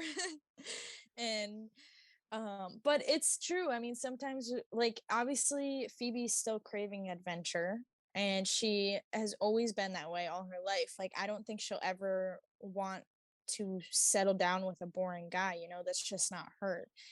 And that's why it's so hard for her, because how is she supposed to find a guy who wants to be adventurous with her when most of these guys who are like that are also liars? And Yeah, she's definitely had to pay the price one too many times. yeah. And I think it's like that. It's that very like younger mentality that like we all develop. It's like, we see it in every show and every movie. You meet this bad boy, right? And you're like this nice girl. So of course he's going to change and be with you and be everything you ever wanted. I mean, we've seen it in every movie since like the beginning of time. So it's just that mentality that you grow up with. And it's so hard to recognize that like you can't fall in love with someone's potential, right? You have to fall in love with Yeah. who they actually are. Yeah. And you have Ooh, to that's good, Jess. watch them change, right? Because people are always going to grow, people are always going to change, but you can't fall in love with who you think they're going to be. You have to fall in love with who they are and continue to love them as they change and grow. Yeah. Yep. Right. That's so true. Yeah, that was a good one, Jess. Yeah, I know. That was really good. I was like, ooh, shit. She got deep. Like, I'm gonna give my friends that advice now. I know, like that's my new future saying, I think. Okay, so now we are at the manor and the doorbell rings and Phoebe answers it, and it's Clay, and she won't let him inside, but he tells her that he wants to turn himself into the police, and then says that, oh, it's the only way I can redeem myself with you, and says that he needs her to go with him to Prue to get the urn, because it's the only, like, if she's there, it'll be the only way that he would give it to her, which is like super sus. And then he's like, it's the last favor I'll ever ask, I promise. And then he touches Phoebe and she gets a premonition of this like cobra killing him at Prue's office, and they leave. So I feel like here he was just kind of like you could have easily just gone to the police and admitted that you did that, and I'm sure Prue would have been like, yeah, because he's the one who gave me the urn, like this is true. She would have backed it up. Like the fact that you had to stop by Phoebe's and make up that whole, oh well, I need to go get it from your sister, so you have to come with me. Like you're obviously just trying to get Phoebe, like you want the attention and make her think like, oh, like I'm changing, like look, I'm gonna go to the police, okay? Like I'm sure it's true, but like you're still doing that manipulative shit, you know? Yeah. And not to mention, like, why do you need to get the urn? Like, that wasn't so sus. You coming up and being like, well, I just need to go grab it real quick. Like, that sounds totally like you're gonna run off with it, you know, this stolen urn and try to sell it somewhere else. Like, that's what I would think if I was Phoebe. That would cross my mind. Yeah. Yeah, and I mean that's why she was like saying no at first up until she got the premonition. Like, Yeah. yeah, But then that's obviously she's not gonna let him die, so, you know. yeah. I agree. I So, just agree with you, Mia. Yeah. yeah, me too. So then we go to Buckland, where Prue is in her office and Clay and Phoebe walk in. He's like, oh, good, like you didn't give it to the police yet. And that's when the marking on the urn glows and the guardian appears. Phoebe pushes Clay out of the room because, she's like, oh my God, like the guardian's going to kill him. Prue tries to use her power to move the guardian. The guardian barely phases her, and she's kind of like, I don't want to harm you. I came for the thief. She tells them she's the guardian of the urn and that they can't destroy her. Prue tries to use her power on her again, which just pisses her off. And they realize their powers aren't working. So Prue and Phoebe run out. And as they leave, like the guardian is just chilling there. She's like, so now there are more who will die. And I'm like, fair enough. Fair enough. She's like not even concerned about it either. She's like, okay, I guess I'm just gonna kill a couple more people. Like it's just Yeah. so nothing to her. Yeah. Yeah. This is just the ultimate bad bitch. Like nothing phases her. Yeah, I mean, imagine being a guardian of an urn for who knows how many years. And like the amount of people that are probably still in that, like it makes sense. She's probably just like at this point really over and is like, you know what, fuck it, I'll kill him too. Like, Yeah. well, now Clay sees that the curse is like a real life thing. Like, he's he's probably a bit freaked out, you know? Yeah. Yeah. Like this was his first experience with it and first time actually seeing that there is a curse and that the urn is cursed. But aside from that, now we just pretty much have more plot, you know? Yeah. Yeah. Okay, so now we are at the manor again, and Phoebe and Prue walk in with Clay, and he's like really confused as to what's going on.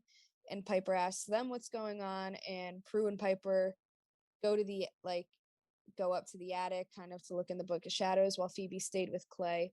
And Phoebe was like, go fill in Piper. I'll meet you guys upstairs. Clay continues to like be confused and ask what that thing is while Phoebe tries to kind of cover their asses and be like, oh, we're just really into legends and Prue's just really good with her mind. But he's like, well, what about whatever the hell that thing was, and that it's not human. And Phoebe's like, I know, but we need to figure out what it is before she gets you. And he's like, no, I don't want you getting hurt because of me. And then like that was probably the most genuine thing he said all episode. And Phoebe was like, I actually believe you this time. And she smiles at him and then she runs upstairs to the attic.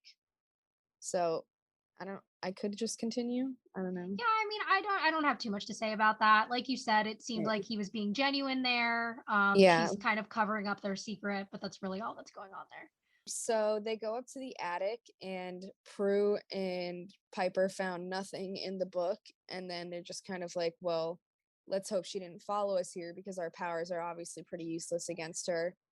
And Piper like doesn't understand how it's possible. And then Prue's like, well, maybe we're just not supposed to protect Clay. And then she connects it to Doug and Shelly again, where she's like, maybe there's a reason, like Piper trying to force Doug and Shelly back together. Maybe there are just some things we're not supposed to save. And then Phoebe's like, well, no, we're saving Clay, period. Like, it doesn't matter. And then Phoebe finds something Piper finds something on the 7 deadly sins, how greed is one of them. And Prue kind of comes to this realization of like, oh, well, the Guardian is punishing the greedy. So maybe if Clay does something selfless, it'll kind of even the score and she won't kill him anymore.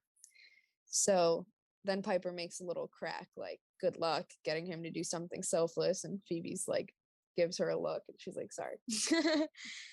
And then so they run back downstairs and see that Clay is gone and they think that he just left. And Phoebe's like, well, he was worried about me and worried about us. And then she's like, I think I might know where he is because obviously her premonition, she saw him at Buckland's. And then they leave. So Yes. a couple of things about the attic scene. So first of all, some of the connections that are made here, I'm just like, what the fuck? Like the Shelly and Doug is reaching, right? Like, That was such a reach. Like and then also like when it comes to like Prue's being like, oh, like she punishes the greedy, so like a selfless act will fix it. The opposite of greed isn't selflessness, it's generosity. So like that also didn't really make sense to me. like I think they just give needed her, something. just have her come with you to like a homeless shelter and let her watch you give them food or something. Like that's what should Yeah. saved him as opposed to a selfless act. Yeah. But You know, I guess they needed that for the rest of the plot to happen. But I was just like, Yeah. this is such a reach. Yeah. yeah, the it really way they was. tried to compare it to Shelly and Doug too was like, well, that doesn't really make any sense. Like this is not the same thing at all, you know. Yeah. Saving someone's life Yeah. or keeping a Versus relationship saving a together. relationship. Yeah, Like because just the fact, way too much of a reach. yeah, just the fact that like they were like, oh, me, or she was like, maybe we're not meant to save him. Like, okay, so you're just gonna watch him die? Like, that's not really. Wouldn't be the first time they watched an innocent die. Me and Mia commented on that Yeah. before. Yeah. The freaking Bride from Hell or something like that. Oh my god. That was so like you're just watching him kill her, but okay. Or them kill him. But yeah, so now they're going after Clay. So then we're at Buckland, and the Guardian appears in Prue's office just as Clay is opening the door. The Guardian's like, I knew you'd be back. Your greed consumes you. Like, okay, you judgmental bitch, but whatever. He's like, I'm not here for the urn. And she says, well, you need to be punished. And he's like, I know. But like after him, like it's done, right? He's like, you're not going to go after anyone else. And she says she won't until somebody steals the urn again. And he's kind of like, how do you know someone will? She's like, they always do. So she kind of has this snake charm and she throws it, and a cobra rises up and it kind of like gets to eye level with Clay. This isn't the best special effect either, but we won't talk about that too much. The girls all run into the room. Clay's like, stay back, Phoebe. But, you know, as the cobra's coming at him, she like pulls him to her side. And that's when the cobra kind of like turns its attention to her and it goes to attack her. Clay puts his arm up to protect her, and the cobra turns into like this golden dust and fades away. The Guardian like looks at both of them, and Phoebe's like, a selfless act. And Piper's like, just like the Book of Shadows said. And then the Guardian goes back onto the urn vanishes. Phoebe's like, who says people never change? And her and Clay hug. And then we get this quick little snip back to the mansion in Egypt where the urn appears back on a table. I feel like here it's not really like Clay changed, but like Yeah. he's not gonna let you die. Like Yeah. it's a Like, pretty that's drastic exactly- situation. Yeah, that's exactly what I said when we were watching the episode. I like literally turned and was like, well, I mean, it's not like he's gonna let you die. Like Like he why does would care he, about you know? it doesn't mean he's not gonna lie to you again in the future. Like that doesn't just change, but okay. Yeah, I feel like this was just such a quick scene with like such a like it resolved everything, but I don't feel satisfied by this resolution, I don't think. Yeah. Yeah, not really. But it wasn't too bad. It was cute that he like threw his arm in front of her. But the way like everything just disappeared, the urn just went right back to Egypt. Like the Guardian didn't even say anything. She was like, "Oh, okay." Like just dip. Like it was really quick, yeah. So now this is the last scene and the sisters are at Quake sitting at the bar. and Phoebe is kind of like looking away, laying on her arms, and Piper's saying how it was good that they didn't have to use their powers because otherwise they would have been exposed to Clay. And then they just kind of keep talking about things like that. And then Doug comes out of nowhere and he starts dropping stuff again. And then while Shelly is obviously right there next to him, Piper freezes them, and Prue walks over and she's like, I'm solving this for, once and for good. And then she takes the ring that's in his pocket and puts it on the floor where Shelly can see it on the ground, and then unfreezes. And Shelly sees the box and she's like, "Oh, what is this?" And she opens it and sees that it's an engagement ring. And then that's when he tells her that he's been waiting for weeks for the right time to give it to her. And she's like, "Well, that's why I broke up with you. I gave up on waiting." And then they smile and they hug each other, and the sisters, like, they're all like smiling and happy for them. And then Piper's like, "Well, maybe it would have happened sooner if I just stayed out of it." And then Phoebe's like, "Well, I guess you can't change people. They have to change themselves." And then that's when Clay walks in and Prue like points him out to Phoebe. Phoebe goes over to him and he makes like a little joke about her going back to New York with him. And she's like, "No, this is my home now." And then he says, "One thing I never lied about was how much I care about you." And they kiss. And then he says, "I hope next time we cross paths, I'll be the guy you always think you see." And she touches his face and he kisses her hand, and he leaves and heads out. And then Prue and Piper come over to her and they're like, "Is everything okay?" She's like, "Yeah, he was just saying goodbye on his way to New York." And she's obviously like sad about this. And then they all just hug. And that's how the episode ends. That's cute. It was a Also- cute ending. Yeah, I really enjoyed this kind of final moment with Clay and Phoebe. It felt genuine to me. Like a lot of throughout the episode, I'm like, he's giving her lines, he's doing this, but like I feel like what he was saying here, like I think he meant it. I think Yeah. he was being honest with her. He Yeah. definitely recognizes that, where he's at right now, he's probably not good enough for her, but I think they both kind of have the hope that maybe one day like they will reconnect and he will be there. Who knows if that'll happen, but I think it was a cute way to kind of leave off that relationship and have it, not every relationship that ends has to end in some horrible, I hate you way, or even in a like, we're going to have these awkward interactions way. Like it could end in this, we loved each other. We're not right for each other now, maybe someday, but for now, let's just do our own thing, see what happens. And if life brings us back, it brings us back. If not, we move on. Right. Yeah. Because it can happen that way in real life. And it's also, you can see the difference between, before when he came back and said he wanted to change versus now, because it was very like in this scene, he's pretty much like, "I'm not going to stay. I'm aware, like, I know I'm not ready. I know I'm not good enough yet." And when he's like, "I hope next time I'm the guy you always think you see," he's like, "Well, right now I'm still not there. Right now I know I still need a lot of work. But hopefully, in the future, if we do come back to each other, that I am this good person, and I have changed already." Yeah, I think that having this like kind of near death experience and stuff and like going through all that with Phoebe like really opened up his eyes and just made him like really reflect. I mean, the fact that he almost like could have really killed somebody that he genuinely cared about, like, that's definitely an eye opener.